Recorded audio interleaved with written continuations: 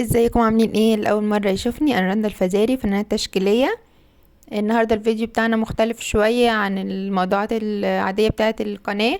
هو في تلوين برضو، بس انا اضطريت بقى اشيل مدخنة المطبخ. فمكانها مش عاجبني خالص، شكله وحش قوي. فهحاول ان انا اظبط المنظر ده. طبعا هي اتسدت بقى باسمنت واتلونت، بس بصراحه لا، مش عاجباني. فيلا نبدا بقى نلون مع بعض. متنسوش بقى اللي اول مرة يتابع القناة، لو مش عامل سبسكرايب يعمل، ولايك وشير للفيديو، وفعلوا الجرس عشان يوصلكوا الفيديوهات الجديدة. طبعا القناة كلها تعليم للرسم والاشغال اليدوية. طبعا مش محتاجة اقول لكم ان الفيديو ده متسرع جدا جدا جدا، لان انا اخدت وقت كبير على ما طبعا ما اطلع درجات الالوان واظبطها. فانا حاولت بس ايه اوريكم الفكرة كده بشكل سريع ومطولش عليكم في نفس الوقت.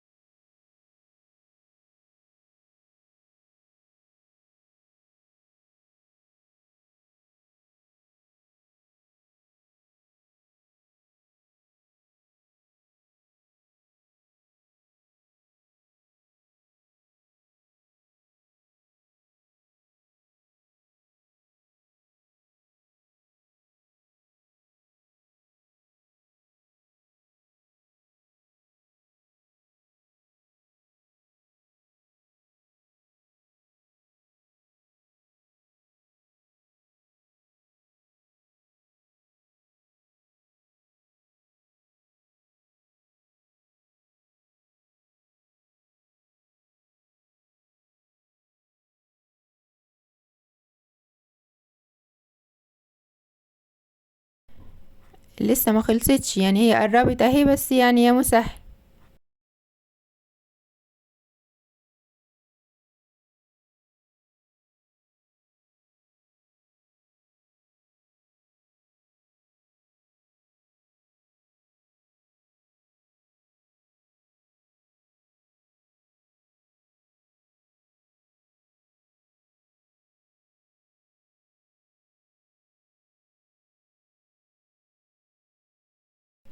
انا كده تقريبا بقى خلصت.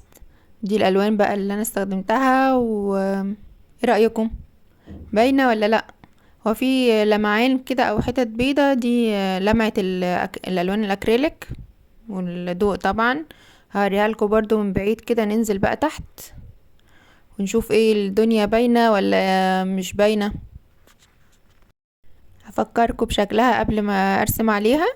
ده كده شكلها في الاول، وده لما خلصت. يا رب تكون عجبتكم، مستنيه رايكم في التعليقات تحت الفيديو. متنسوش بقى اللي مش عامل سبسكرايب للقناه يعمل، ولايك وشير الفيديو، وفعلوا الجرس عشان يوصلكوا كل الفيديوهات الجديده.